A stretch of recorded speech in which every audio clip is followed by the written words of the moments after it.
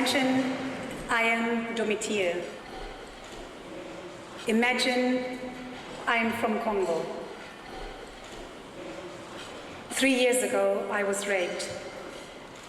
I was asleep with my husband in my home when Hutu rebels came, and they took everything we had. Our cows, our goats, everything. I tried to run away, but I tripped and I fell into a trench and I broke my back, and the Hutu rebel jumped behind and raped me.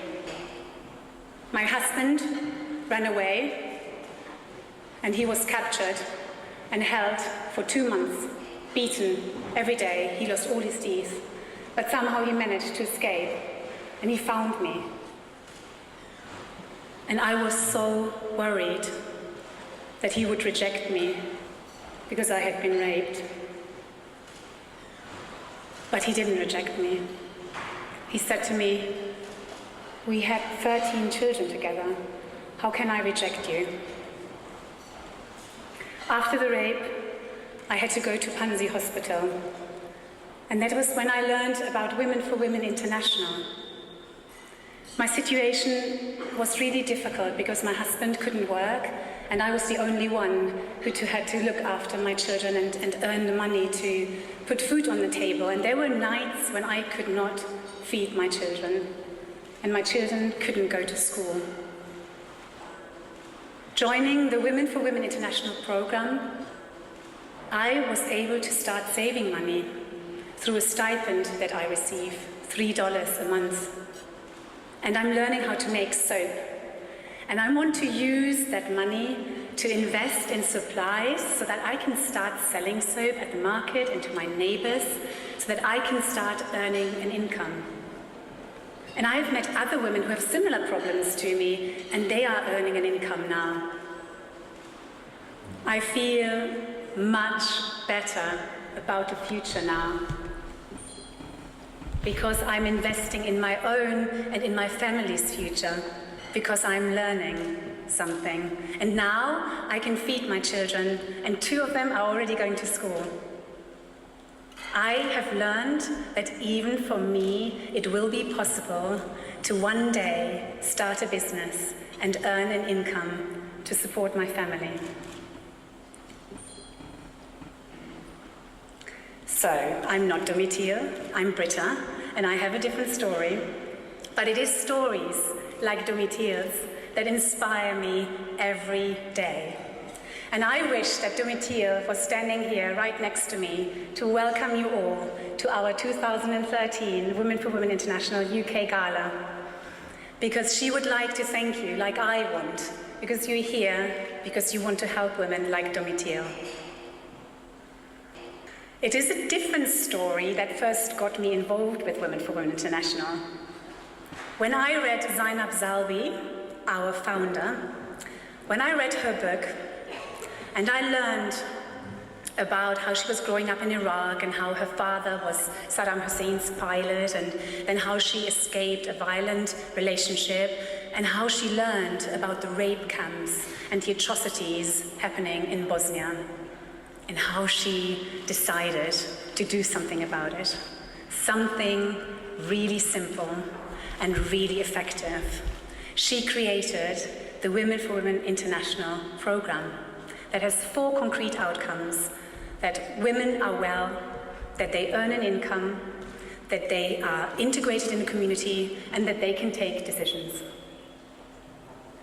And that inspired me because it works. There's the data to show it.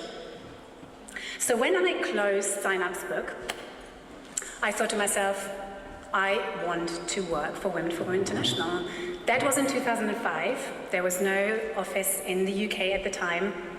So you can imagine that when in 2008, WfWI International got in touch with me and said, would you perhaps be interested in helping set up an office in the UK? I'm like, yes, thank you very much. And do I get to meet Zainab? So that is why I am here tonight. And I am grateful every day for the opportunity to challenge myself on many, many levels, but fundamentally challenge myself and challenge this feeling of what can I do about the violence in Congo? How can I possibly do something about the persisting social exclusion and poverty in Bosnia 20 years after the conflict there? Because Women for Women International offers me an insight into both sides of humanity. The worst humanity has to offer, but also the best humanity has to offer. And the best are the women that I meet when I travel to countries like Rwanda or Kosovo or Bosnia. It is the staff in the countries where we work who risk their lives every day. It's the staff here in the UK. And it is all of you who inspire me and who show me the good of humanity. And you all show me that there is so much we can do, that we can do it. And I was just thinking, if Nike is in the room, please sponsor us. I think we deserve it. But take Michelle and Kirsten, two wonderful human beings who decided they would help me and co-chair this amazing gala.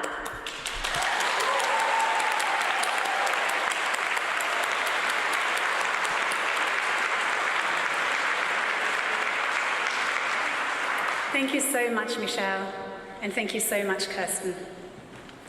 Of course, you had no idea what you were getting into, right? Because of course, like all great things, they start small, and then they grew, and then you enthused others, and we ended up with this amazing gala committee. So thank you all here who work tonight from the committee. And then it took on a life of its own. So take, for example, those beautiful table numbers. They are hand-stained by a number of the committee members in one of the gardens, and I believe that PIMS was involved. Or look at the table centers. Every little detail here tonight has been really thought through. Because of course, this is not just a gala. Tonight we are celebrating our common humanity. We are celebrating what we can achieve if we come together as a community. Or what about Chris? I think Chris is probably taking a shower right now. But I mean, Chris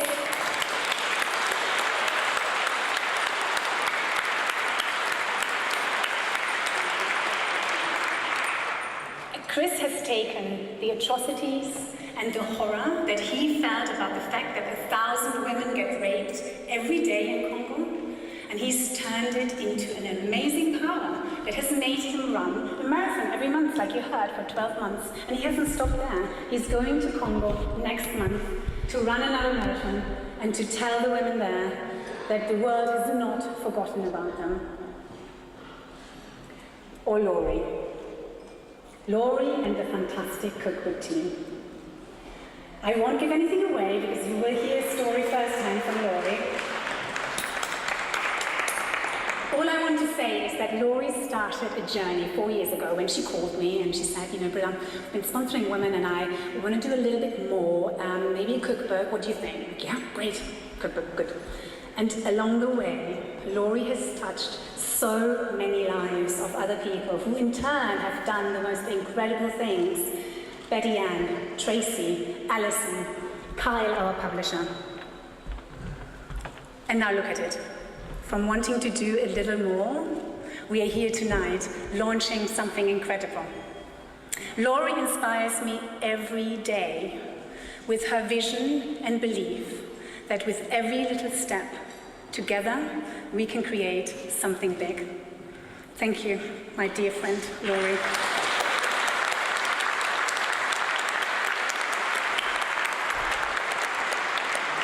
And Holly and Danny and all the staff and the fantastic volunteers who are helping you to have an enjoyable evening.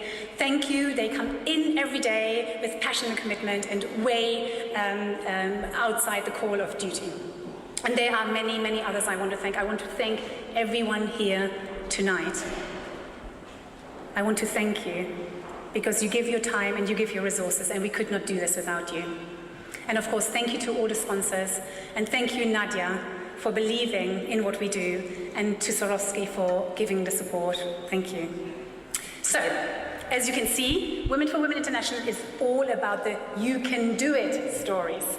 And for those of you who are not so keen on stories, as I am, they are, of course, also facts, hard facts, numbers that tell the story in a different way. So let's look at a really huge number. Huge number. There we go, huge number. 2,011,824 community members whose lives have been changed, thanks to 372,560 women who have graduated over the last 20 years from the Women for Women program. Or what about this one? 28,549 women who are right now enrolled in the 8 countries where we work. 17,700 graduates who in 2012 now earn $1.21 instead of $36 when they started. 6,914 women in 2012 only, in the Democratic Republic of Congo only, who started practicing good nutrition and stopped malnutrition in their children. 200 women who I would like to help tonight. One woman at a time. We have women waiting to enroll in our program. Just last year, towards the end of the year, our fantastic global CEO, Afshan Khan, who's also here tonight. Afshan, do you want to give a little wave so that we can say hello to you? Afshan. Afshan was in Afghanistan at that time, and she came back and she told us that that the team had been really excited because they had 500 places they could enroll 500 women until the moment when they saw that 1,000 women had come to enroll, and some of them walking for many hours, getting permission from their aunts and uncles to come, and we had to turn them away. And you can imagine that all of us cannot forget about this, and it has kind of given us an even stronger drive to do what we can to help more women enroll because they need it. So tonight we thought, let us set a target. Let's try at least to have 200 women enroll in our program. So I would like to ask you to help me, to help us to enroll 200 women. It is silent auction lot number 1. And you can see here this classroom. Now, this is a classroom. It's empty. It has 200 empty chairs. And it is my biggest wish that by the end of this evening, that classroom is filled, that we have every single chair filled with a woman, and they will be having the opportunity that Domitil had. And if Domitil was here tonight, she would thank you, and so do I. Thank you, and thank you.